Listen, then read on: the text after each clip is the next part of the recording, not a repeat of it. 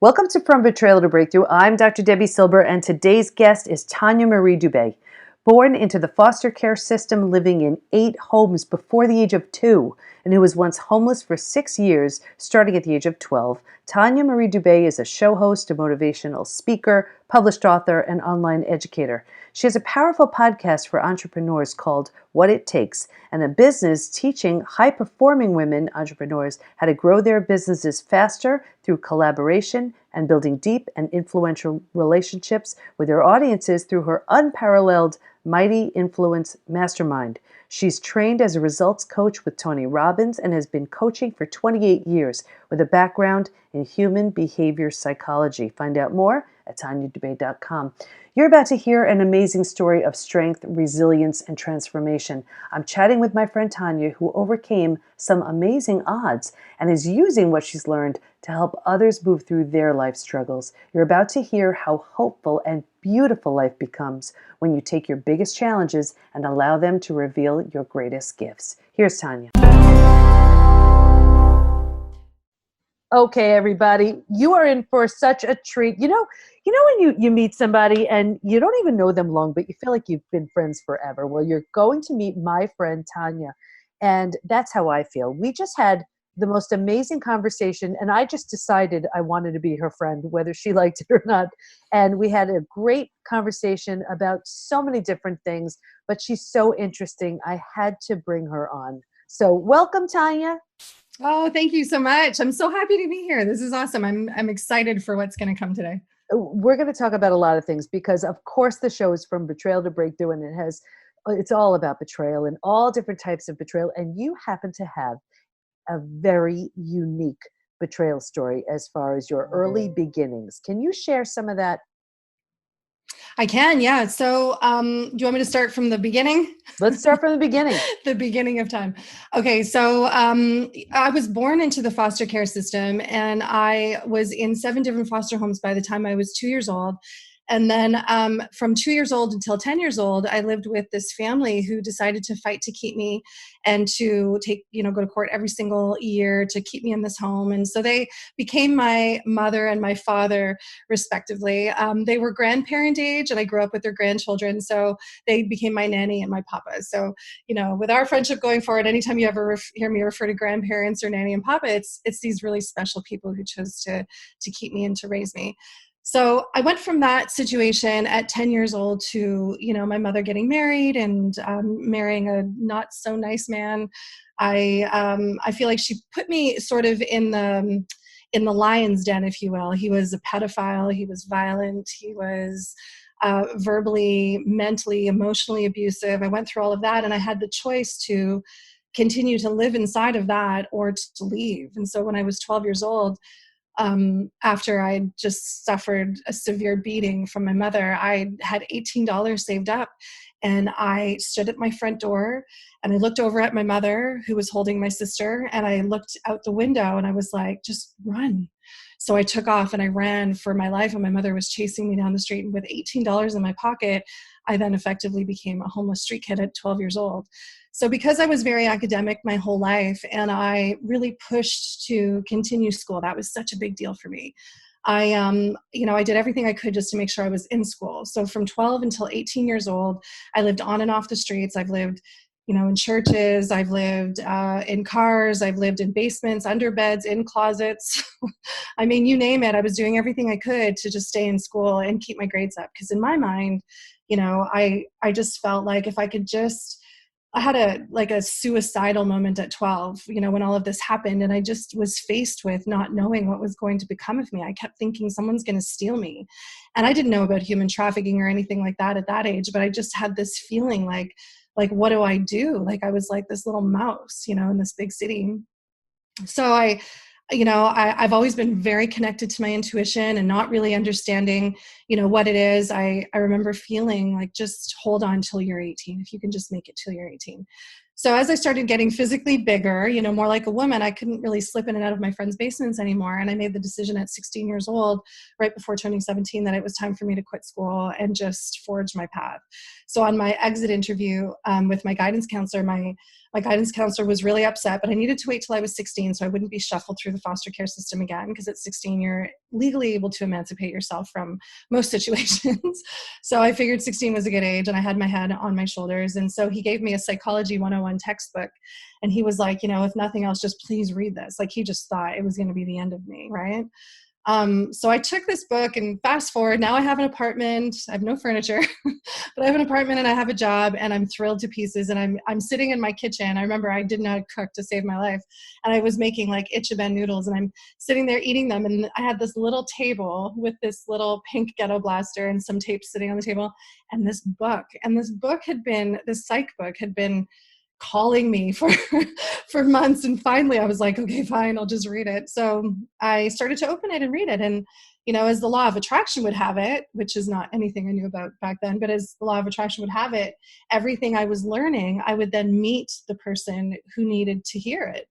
So I became a life coach at like 17 years old and didn't really even know it. And I thought, this is really kind of cool. Like, every time I read a chapter or a piece of, this way of thinking, or, this school of thought, or, how to even put this into practice, here is this person, like, while I'm waiting at the bus stop, or, I'm on my break at work, or, whatever it was, but they were coming to me in droves. And I thought, wow, isn't this the way to really learn something, is by teaching it? You said so many things, and I would be doing everyone a huge disservice if we didn't go back a little bit and Okay. unpack some of what you said. So, like, I just want to know what was going through your mind. Like, what did you make out of your experiences by the time you were 12? How did you process all of that? What were you thinking, and how did you, like, what were some of the things you were saying to Hmm. yourself? So when I grew up in that foster home that kept me for 8 years, from 2 to 10, my foster father, my papa, used to always sit down and he'd say to me, this is what your mom is going through. She is addicted to drugs. She does go out all the time. She's a very young mother. You can only, hope to get what you can from her, but don't have crazy expectations. So my point in telling you that is that he used to like give it to me straight, and he would just be like, this is the way your life is, and you have two choices. You can either like understand it and use it and grow from it, or you can be slammed by it.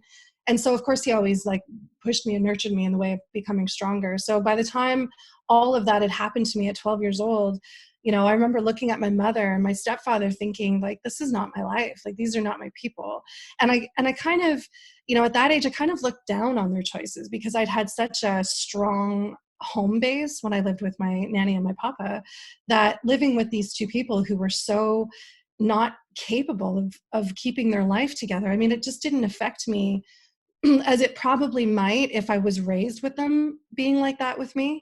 But I was able to, I had some distance from them. So I don't want to say I looked down on them, but I kind of did at that age. Like, I was like, well, you're not my nanny and papa, right? They Mm-hmm. really set the bar for excellence in all kinds of ways. And they were very blue collar people. They were very real, very in touch with their emotions, but, really, really real. And they encouraged me to be vulnerable and be real too. So by the time this happened to me at 12, I mean, I was really smart. I'd won every spelling bee. I was, my grades were super high, like 97% on everything I did. Education meant a lot to me because it was one of the only things that I could control, right? I had like the outcome there, and I was very connected to Catholicism at the time. I was like the highest soprano in my school, which meant I went to a Catholic school. So I was the highest soprano in my church choir. So I was very involved with church. I'm not a religious person now, but I'm very, very spiritual. And that guided me too, that connection to God when I was a kid. So, yeah. Yeah, and now what about your friends? Did your friends know what you were going through, or so Not at all. how did you manage that one? Well, I mean, they knew that I was slipping in and out of their houses, at night, but it was mostly like me knocking at your house in the middle of the night because I had nowhere else to go. So my friends would just let me in. And then in the morning when everyone would get up and go to school, my friends were like, eat something and then meet you at school. So that's how I still made it to school in time, right? Is just kind of like waiting till everybody left the house and then showering or eating. And I'd be very careful about how much I ate and, taking a little bit off the top of everything. It was like that. We didn't really talk about it. It's funny. I have a 14-year-old daughter, and I talk to her about the stuff. What do you share with your friends? Like, what do you guys talk about? And Mhm. they don't really get into the details of family problems ever. Like, they don't really discuss this. And I can relate to that. When I was little, if a friend said, "Is everything okay at home?" I would just say no, but we didn't Mm. really get into it. It wasn't until I got older that my friends started to understand domestic violence. And we didn't have much of a sex ed class, but when that started happening, kids started talking a little bit more about this stuff. But yeah. And then were your friends' parents curious why you were sleeping over a lot, Well, they or didn't know. They didn't know I was there. okay. That was the thing. On the couple of occasions, I mean, I've got some harrowing stories, but I remember this one family when I think I was around 14 years old. Yeah, I was 14 years old. This one family, a guy friend of mine, not a boyfriend, but a boyfriend, I was over at his house, and he had told his parents that I was having some problems at home, and alluded to the violence. And the mother and the father came downstairs. We're all in the basement hanging out, and the mother and father came downstairs and asked to speak with me. So I went to go talk to them, and they're like, "Your mom needs to know where you are for sure. Your mom is really, probably really missing you and going out of her mind." And I was like, "No, please don't let them know where I am." Like, it was scary for me because they threatened to put me in all of these weird kinds of places, like juvenile detention centers. And I didn't belong in a place like that. I wasn't a bad kid, bad in quotes. I wasn't stealing. I wasn't hurting anyone. I was really the victim of this entire situation. And she had tried to put me a couple of times into places like this. So I knew what they were like inside because I'd had tours. But yeah, so that set of parents were just convinced that they were right, and my mom would want to know. And they called my mother to tell her where I was, and my mother sent the police, and they tried to lock me up in this weird group home in the middle of the city, which had lockdown, and I managed to get away from that. Like, it was one betrayal after the next with Yeah. this particular person. Yeah. So it's so common in betrayal that we take it personally, and we just think, I mean, and I always say, and my listeners know, even though it happened to you, it's not about you. How did you not take this personally? How did you have the strength, the wherewithal to know it's really them, and they're coming from this limited perspective or insight, and it's not me? How were you able to do that? Well, I mean, if I'm going to be honest, I didn't do that well at all. I totally took it personally. My self-worth was just down the toilet. I mean, I had invited in all kinds of bad boyfriends because of this, all kinds of negative energy. I never could really bond with women very well when I was younger.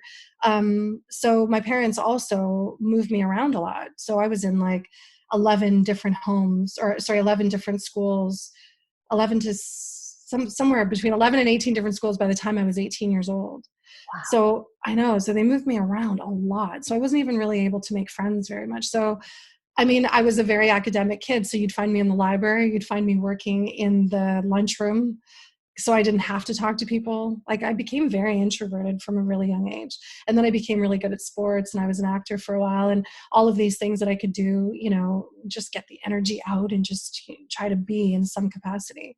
But yeah, I totally took it personally, and for a long time it really cut to the core of who I was. It stopped me from being able to breathe properly and just to exist. It wasn't until many years later, I started digging into my spirituality. I had, decided that I had no place for God in my life for a very long time because of these things that had happened to me.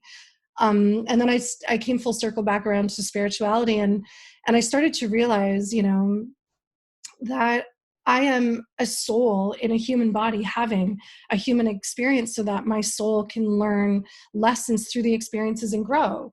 The only way we can grow is if we go through something. So I had to shift my perspective on, my life and what I had gone through. And then going back to, reading that psychology textbook and meeting people who needed to know the information, I started to think, what if my experiences are not for me? What if my experiences, I'm given them because I'm strong enough to handle them, and now I'm supposed to help other people with the lessons that I've learned? What if that's the whole purpose? So that empowering thing spun everything on its head. And it wasn't until after my mom had passed away from breast cancer when I was 27. So when she had passed away from breast cancer, I wasn't in a great place with her. I did take care of her at the end of her life, but I mean, there was no conversations about what had happened. Which is okay. I came to terms with that, but it wasn't until this level of spirituality that I started to see her as a soul in a human body that couldn't find her way, and she didn't have the resources, and there's a lot of empathy and compassion that goes into stuff like that, right? So it wasn't really, I mean, to be perfectly honest, it wasn't until the last I don't know, like 8 years of my life really that I came to terms with this. I'm 45 now. It's a long journey of holding that big, bag of bricks on my back as I'm walking through life. But yeah. Yeah, it's so amazing because someone looks at one person can look at those experiences and say, well, I have every right to just feel this, that, and the other thing, and just be in that the victim role and all that goes with it. And here you are, just realizing, and this is the gift of spirituality, and I'm very spiritual myself for exactly that reason. It gives you a way to make sense and meaning out of things that make no sense, Yeah. and it's so incredibly helpful. Were there any certain practices or any authors or any thought leaders that really seemed to help you? Oh my gosh, yes. Okay, so one of the practices that I started when I was still going through all of this stuff was I remember when I was 12, I was like, I don't know what's going to happen to me. Is someone going to kill me in the middle of the night? I slept under trees sometimes. Like I just didn't know what was going to happen. So when I would wake up in the morning, my very first thought was, okay, okay, I get to do this again, right? Like I was so grateful to open my eyes and to be able to do it. So that's something I've carried through into my life now. That level of gratitude really puts a microscope on what's good and what's positive. Because there is crappy things in life that we have to deal with, and without the tools, they feel really heavy. So starting your day with that gratitude practice is fantastic. As I got older, that gratitude practice turned into 3 things I'm grateful for when I wake up in the morning in my journal, and then 3 things at night that I'm grateful for when I go to bed. And I also at night will write out, things that I could have, like I feel like I could have shown up for myself better or shown up for my family members better, just to make a note of it, not to judge myself, but just to know that, these are areas that I have let slip or I could do a little bit better. But the gratitude piece for me is huge. And it's not to say that you can't want more and better in your life. It's just to say that, for all the reasons that I can be grateful for being alive, I am.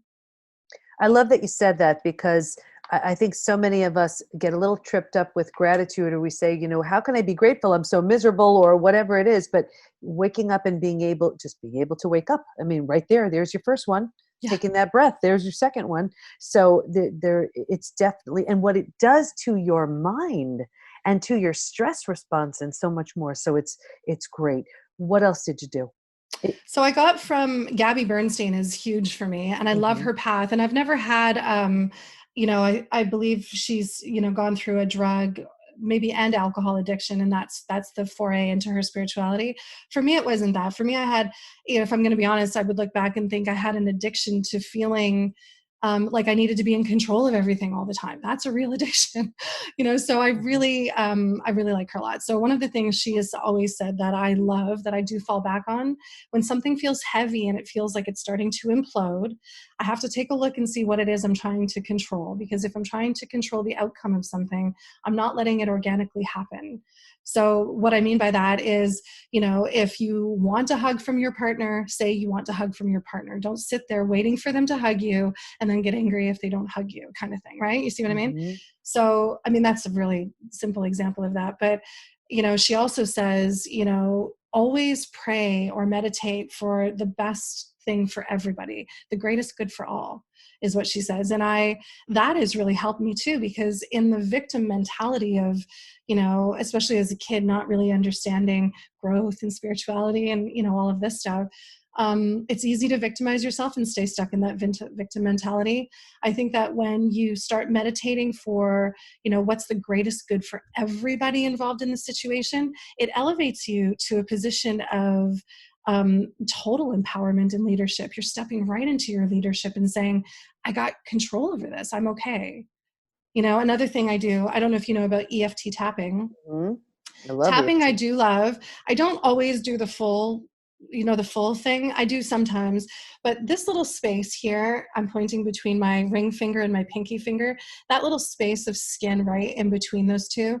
I've been taught to tap here when things feel really out of control, because it's just a different kind of a I place, right? never heard of that space right there to tap. Uh-huh. So Am I just getting tapping, karate chop point, the side of the Yeah. eye, the inner eye, side of the eye, under the eye, The top of the head, nose, under the mouth, collarbone, collarbone, under the under the arm. arm, top of the head. Right. So this little piece here is really great for if you're ever in public and you Wow. need to do tapping and you don't want to do the whole thing. This little space in between the ring finger and the pinky finger and tapping and just repeating over and over, I am okay. I'm safe. Everything's going to be fine. I'm safe. I'm safe. I'm safe. And just like tapping through there. That Wow. feeling of groundingness into safety when you're feeling out of control is remarkable for me. Anytime that I feel completely out of control and everything's kind of like imploding and I don't know what to do, always with a good night's sleep, we wake up the next morning and we're like, okay, maybe this isn't so bad. So tapping in this space is like that for me. It brings me back down to reality and makes me realize maybe I'm making too big of this situation, or if it is huge, let's say it is a huge situation, I need to bring it in and just calm down a little bit. So you just rub in between No, those two, tapping. tapping. Okay, right there in Tap between in that between the space. ring finger and the pinky finger. And This little yeah, space right here that connects your two fingers. and That's where I, you feel you'll feel a big change just by doing yeah, because it reminds me to take deep breaths, and I'm just telling myself I feel safe. Everything is okay. I think that the fear of, whenever we're going through something really difficult, we go right to the worst case scenario immediately. It doesn't have to make sense. It doesn't have to, it. Hmm. speak to logic or reasoning, but we go right to the worst possible thing. So then ask yourself, while you're tapping and taking deep breaths and saying, I'm safe, what is the worst case scenario? Really, what is the worst case scenario? Is it real? Can it actually happen? If not, I got to let it go. Hmm. If it can actually happen, what steps can I take, to make sense of this or to make it work in my favor? Again, it's a little bit about control. What I'm thinking about is when I was going through my divorce, one of the biggest fears when you've never been through court before and you don't really know what's coming is that someone's going to take your kids away from you. Like you just go right into this space of I'm going to lose my children. Hmm. And then, so tapping like that and asking myself, what's the worst case scenario right now? Was that scenario, my children are going to get taken from me. And then I ask myself logically, can my children be taken from me? Like the answer is no. So calm down a little bit. And then Mm. you go into the deep breathing and I'm safe. I'm safe. Everything's okay. Nothing's really happening right now. I'm okay. Bringing it But back down to reality is so useful. that's great. So far you mentioned gratitude, Gabby's work, Gabby Bernstein, a lot of the things that she said, tapping on that placer that I never even considered tapping there. Never heard of that, which is wonderful. Mm, And then asking yourself, is it real? And am I safe? And things like that. That's great. So mhm. those seem to be the things that you did that really turned things around. Was there anything else you remember?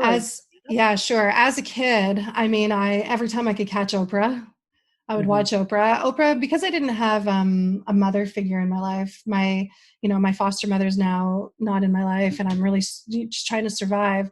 Every time I could catch Oprah, I would watch her because there were things about her that I thought, wouldn't that be great if I could be those things? And then someone along the line, I'm pretty sure I got this idea from somebody, but I was instructed to make a list of like a 2-column list. One was all the things that makes Oprah amazing. So whoever your role model is in life or somebody that you emulate or would like to be like, if you could make a list of all their characteristics and what makes them super strong and brave and smart and tenacious and all the things about them. And then in the next column, write all of your things. They don't have to be the same, but just write them all down. And then you compare the two, and whatever is left on Oprah's list are the things I need to work on. If I want to be like that, I got to work on those things. And so I would, tell myself I was those things until I actually was those things, Mm. and that's how I, learned how to be a woman, really. I owe it all to Oprah. I love that. What do when you now look back at that 12-year-old version of yourself, what do you wish she would have known, felt, believed? Let me say before I answer that question that this is something I've had to revisit in my adult life and learn about the self-limiting beliefs and the fears of life and fear of the outcome of things or rejection or abandonment or all the things that happen with betrayal. I had to really check in with my 12-year-old self and be like, okay, you know what, thank you for the love and the support, and you're always looking out for me, but I don't, in my adult life, I don't want my 12-year-old driving my bus. Mm. Right. So I've had to do a lot of check-ins with that 12-year-old and just be like, I have to be grateful for this side of myself, trying to further protect myself from things that feel scary. But I had to kind of say goodbye to that 12-year-old child too, because I'm good now. Like, I'm solid. I believe that I can conquer things. They're not always easy. It's not always perfect. It's not always easy, but I have so many more skills to rely on now because I choose to see my experiences as lessons that I needed in order to grow. Right. So that empowering piece has now given me some distance from the 12-year-old hurt child. So I'm sorry, can you ask me the question again Yeah, about? yeah. It's really just it now from this empowered, wise, strong place. Would you have, looking back at that version of you, what do you wish you would have known that you see so clearly now? I mean, it all helped you Um, grow and become who you are. So it's uh-huh. all for good. So I know it's and it's not a trick question. It just came. Nope. So I just want to ask you. No, I've thought about this a lot. I think that because I was in survival mode for so long, not taking the time to breathe and to calm down. I mean, it's a hard thing to say because at 12 to 18, you're still a child just trying to not, get taken by someone, or, Mhm. you don't know how to trust people yet. You're still learning these things, right? But I think that I would tell myself that it's this. This is all just part of the things that I needed to grow. It was a very, very young age to go through all of those things, but the things that I've been able to do with my life since going through those things, how many people I've been able to help through really hard times, or help solve problems with, or I've had people tell me that I've saved their lives because I've been at the exact, like, right there at that intersection, right where they were, and had a conversation that was moving. And that's only because of the stuff that I've gone through, right? And that deep introspection. So I think I would want to hug that little 12-year-old and just be like, it's going to work out. That was my biggest fear. I feel like I was in fight or flight mode for a very, very long time, which, as we all know, is very taxing on our bodies, right? But It's taxing on our bodies, on our mental, emotional wellness too. So as you were healing, did you, and speaking of that, did you notice, like, how did you feel as you were healing? Did you notice like a lightness, a freedom? What did you, what let you know, I'm really working through this. This stuff works. I'm really feeling better." oh my goodness. Okay. So starting with the spiritual practice when I was in my 30s, that's when I started having children. I had my daughter at 30, my son at 35. I Well, I'll tell you, it all started because my son, when he could start speaking, said, "I'm so happy I picked you."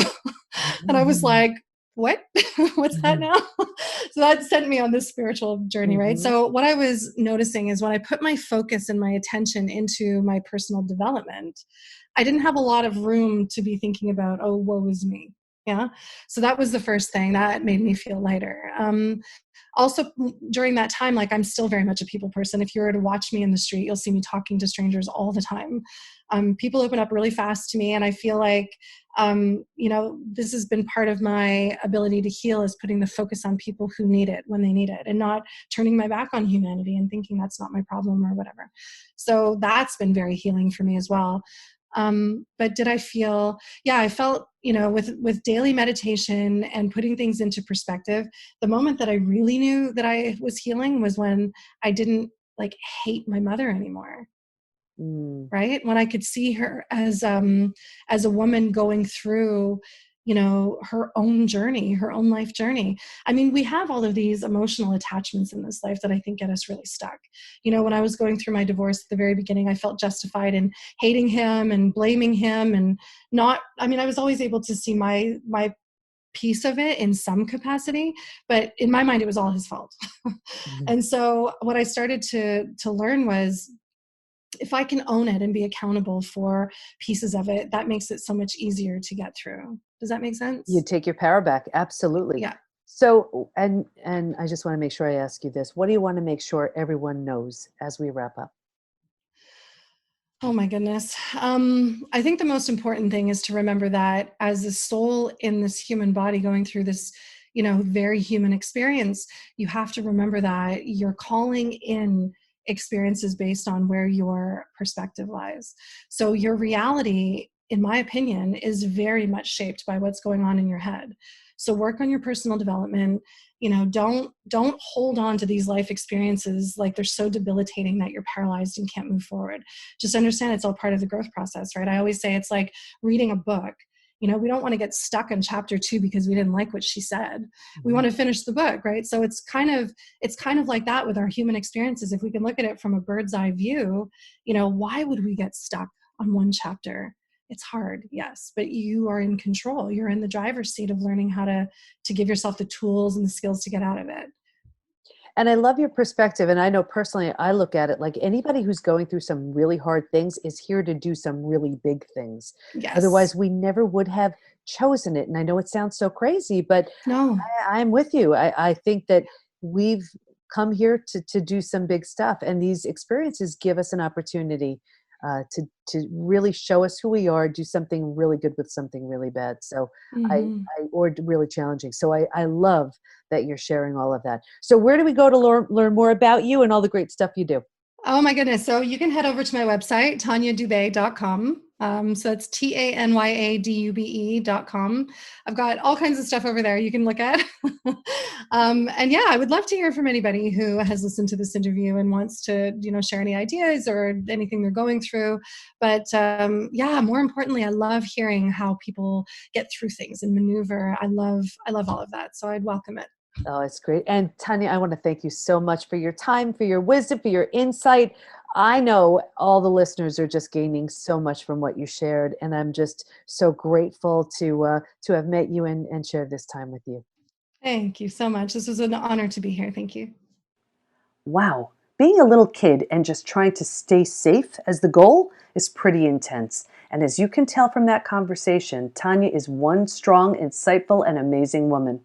Stay in touch with her by going to tanyadubé.com, and we'll have all of her information in the show notes at thepbtinstitute.com/podcast. Here's my biggest takeaway.